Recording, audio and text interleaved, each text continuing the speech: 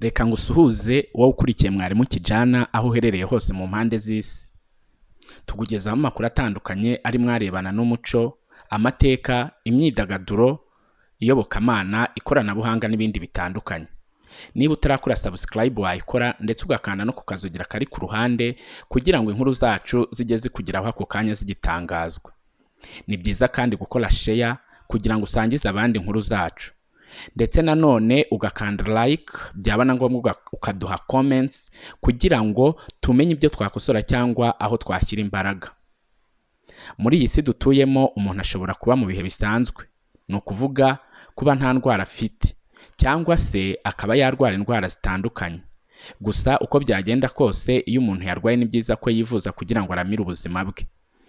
Aho umuntu yivuriza usanga hadafite ubushobozi bwabo bw'ibikoresho cyangwa inzobere mu kuvura biri ku rwego rumwe, kuko hari igihe usanga umuntu yari ari kwivuriza mu bitaro cyangwa ikigo nderabuzima runaka, bikaba ngombwa ko bamuha transfer yo kujya kwivuriza ku bindi bitaro byisumbuyeho mu bushobozi.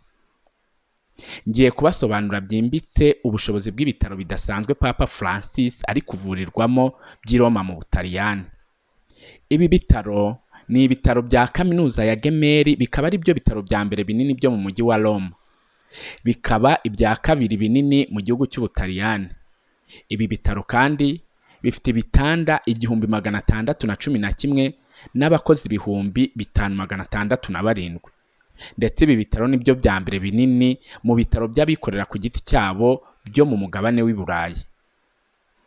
Ibi bitaro binakora nk'ibitaro byo kwigiramo ku banyeshuri biga iby'ubuvuzi muri kaminuza Katolika ya Milan. Ibi bitaro byitiriwe umunyabugenge akaba n'umuhanga mu by'ubuzima bwo mu mutwe Agostino Gemelli.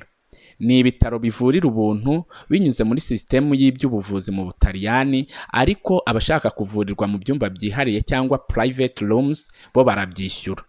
Ibikorwa byo kubaka ibi bitaro byatangiye mu mwaka w'1959 ku musozi wa Mario uherereye mu majyaruguru ashyira uburengerazuba bwa Roma.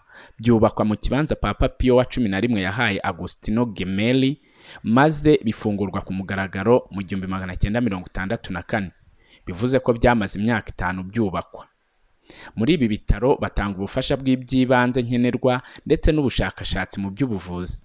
Hari aho abanyeshuri bigira, canteen, restaurant, cafeteria, iguriro ry'ibitabo ndetse n'inzu ebyiri z'isomero ku banyeshuri biga iby'ubuvuzi. Imbere y'ibitaro bya Gemelli i Roma hari urwibutso rw'ishusho y'umwe mu byamamare byabaye abarwayi babyo, ariwe Papa Yohani Paulo wa II. Iyo shusho yubatswe mu ibuye rya marble yera, yerekana uwo mupapa mu myaka y'ubusaza yubitse umutwe afashe umusaraba, ibigoho bye bimeze nk'iby'umuntu ufite ububabare. Abaganga bo ku bitaro bya Gemelli bagerageje kurokora ubuzima bwa Papa Yohani Paulo wa II nyuma yaho yari amaze kuraswa n'uwashakaga kumwicira mu nyubako yitiriwe Mutagatifu Petero mu kwezi kwa Gicurasi cyangwa ukwezi kwa gatanu mu mwaka w'1981. Byabatwaye amasaha 6 kugira ngo bamukuremo isasu ryari ryamwinjiye mu nda. Bwari ubwa mbere umupapa yari avuriwe muri ibyo bitaro bya mbere binini Roma.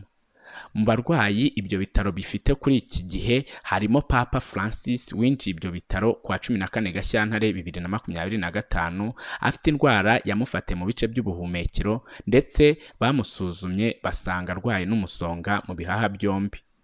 Mu myaka 25 y'ubupapa bwe Yohani Paulo wa II yagiye mu bitaro inshuro 10, rimwe na rimwe agatindayo. Yavuwe indwara zitandukanye zirimo ikibyimba cyo mu mara, impyiko yari yangiritse, ndetse yongera gukorerwa icyitwa tracheostomy, ni ukuvuga guca umwenge mu bihaha kugira ngo hace umuyoboro ujyana umwuka mu bihaha, igihe indwara yari afite ya Parkinson cyangwa indwara y'ubwonko yari igeze kure.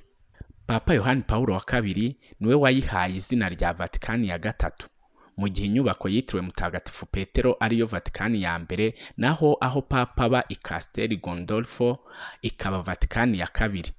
Mu myaka y'1980 nibwo mu bitaro bya Gemelli hashyizwemo icyumba kidasanzwe cy'abapapa. N'ubu niko bimeze, kiracyakora. Ni inzu ntoya iri ku igorofa ya 10, icyumba cyera hose kirimo ibintu bidahambaye. Irimo aho kuryama n'ubwogero, uruganiriro n'intebe y'igitanda cy'abamurwaje, hamwe n'agasengero gafite icyo gupfukamaho n'umusaraba munini. aho papa ashobora gukurikira cyangwa gusomera misa no kuvugira ibisabisho. Asanseri cyangwa cya cyuma kizamura kikanamanura abantu bava mu igorofa imwe bajya mu yindi, ndetse na esikariye cyangwa se amadarage bigera kuri iyo nzu papa barwariyemo biba birinzwe mu buryo budasanzwe, kuko haba hari abapolisi b'Ubutaliyani, abajandarume ba Vatican hamwe n'abashinzwe umutekano w'ibi bitaro. Icyo cyumba cy'aba bapapa kigenewe ba papa bonyine, ariko kuri iyo gorofa habaho n'abandi barwayi. Hari y'urubaraza aho papa ashobora kwigaragaza akaramutsa abemera bari mu kibuga hasi, akaba yahavugira igisabisho cya buri cyumweru kizwi nka Angelus.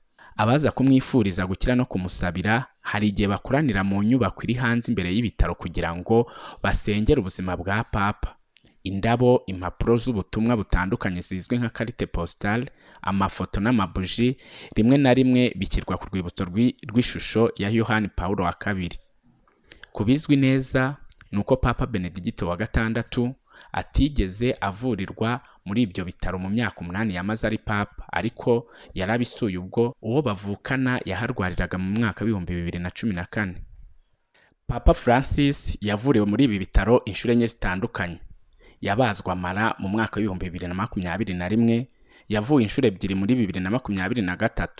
Babanje kumuvura indwara z'ubuhumekero, nyuma y'amezi make abagwa mu nda kugira ngo bamuvure hernia.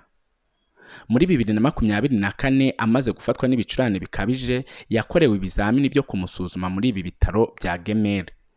Muri Gashyantare 2025 nibwo Francis yasubiye mu bitaro kugira ngo avurwe indwara z'ubuhumekero zikomeje kumwibasira.